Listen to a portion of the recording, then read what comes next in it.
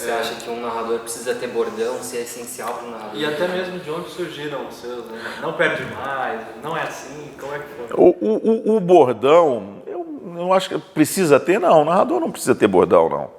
Né? O Luciano do Vale não tinha bordão, né? Eu acho que não precisa ter bordão, mas eu gosto. Eu gosto de bordão. Eu acho que eu sempre sou muito ligado à música e muita coisa da minha locução, por exemplo, eu abri a minha locução no FM dizendo "Viva a alegria e o prazer de estar aqui novamente com você", que é uma música do Cleito e Cledir, Viva, né? Então, o Cuide-se Bem, que eu usava na minha despedida de rádio e uso até hoje, forte abraço para você e cuide-se bem, é Guilherme Arantes. Então, eu sempre gostei disso, desde o rádio. E pego música, uma coisa que eu faço, eu vejo Malhação, porque é um pessoal mais jovem, e eu pego algumas coisas, por exemplo, tem uma que eu estou tentando agora emplacar, que é "Você não é Ave Maria, mas está cheio de graça". Sabe, o jogador faz uma graça, "Não é Ave Maria, mas está cheio de graça". É coisa que eu vi na Malhação. Brisando, pô, você está brisando, o cara está distraído, né? Então, Malhação. Eu gosto de ficar observando isso em música. Então eu gosto bastante de bordão, acho que é uma coisa engraçada, a gente tem que dosar, a gente tem que saber dosar.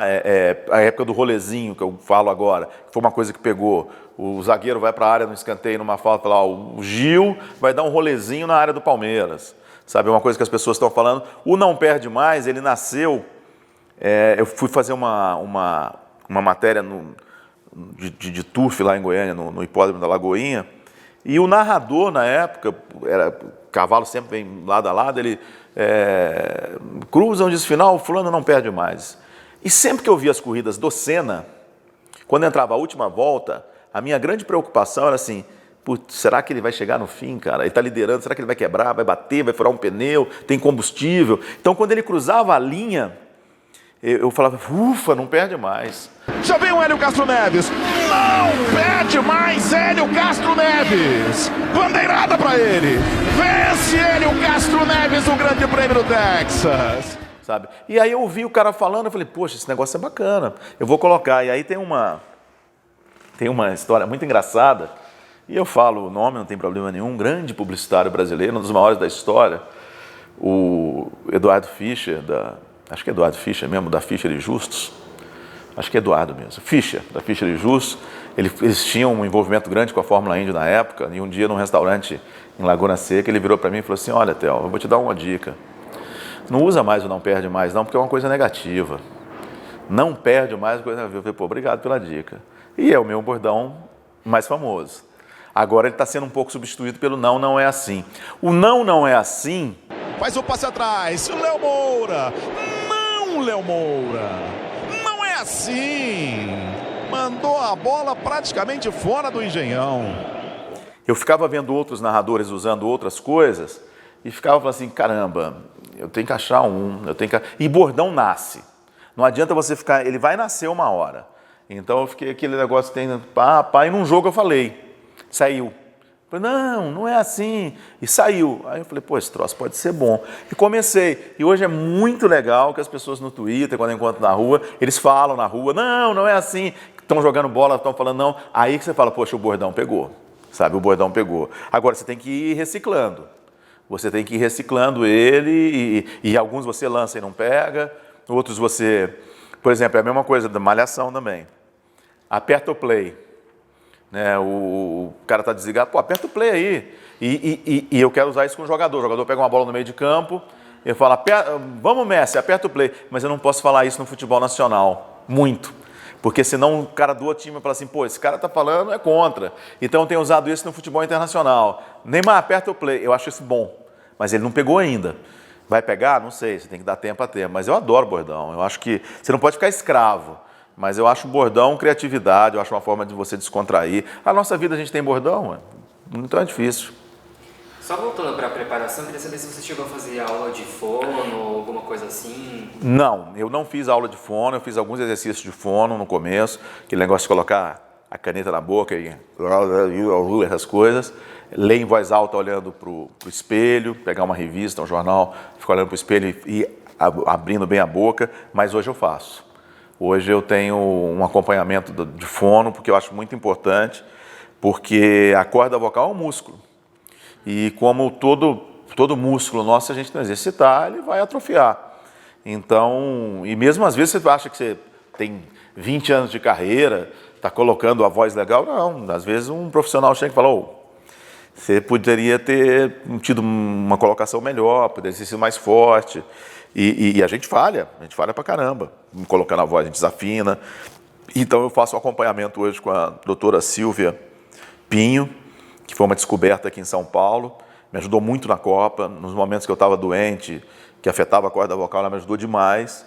E foi uma grande coisa, eu deveria ter encontrado ela antes, eu deveria ter feito antes. Hoje, todo mês eu vou, faço exercício diário, e eu me sinto muito mais seguro quando eu estou fazendo um jogo com isso. Eu acho que todo profissional de voz, cantor, apresentador, gravador de texto, o que for, ele tem que ter um acompanhamento sempre de fono, um bom profissional, porque eu já peguei fonos ruins na minha vida. Eu já peguei no passado, quando você estava com um problema psicológico na minha cabeça de corda vocal, achava que estava com um problema e não estava.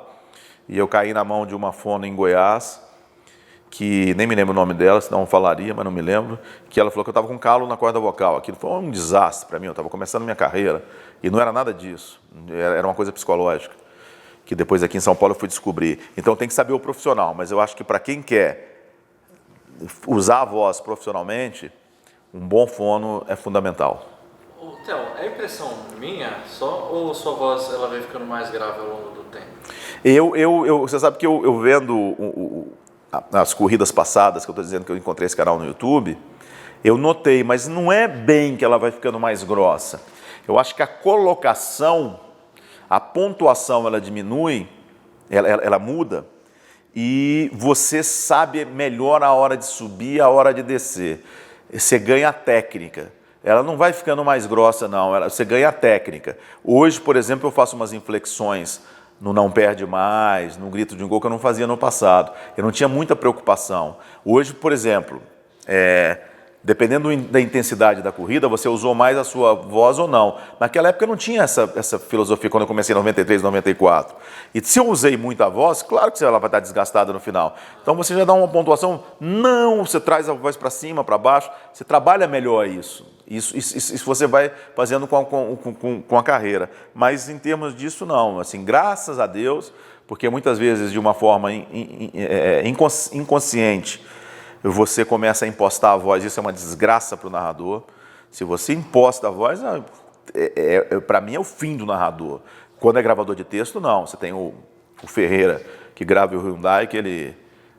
Hyundai. Aí, pô, isso é lindo, né? Mas o cara sabe fazer, é só ele, né? Então, isso é muito legal. Agora, para o narrador, a gente é coloquial, a gente tem que estar próximo das pessoas. Se impostar, falar, boa tarde, estamos aqui, está morto. Mas se você colocar a sua voz, não quer dizer que você está impostando. Você aprende a colocar melhor. Ou seja, não precisa ser um Walker Blast para ser um... Não precisa. Tem narradores com voz maravilhosa, Oliveira Andrade, a voz do Oliveira Andrade é uma voz maravilhosa e tal, que isso é um ganho que ele tem, isso é uma qualidade, é uma coisa que nasceu com ele, é um ganho que ele tem. O Luiz Alfredo, que está fora da TV, uma voz maravilhosa, mas hoje não precisa. Pois vamos falar sério, o Galvão não tem uma voz tão potente assim, e é um monstro, né? É um comunicador. Eu acho que o narrador hoje esportivo, ele tem que ser mais comunicador do que narrador. Agora, claro, você tem que ter uma voz e saber trabalhar a sua voz, colocar bem a sua voz.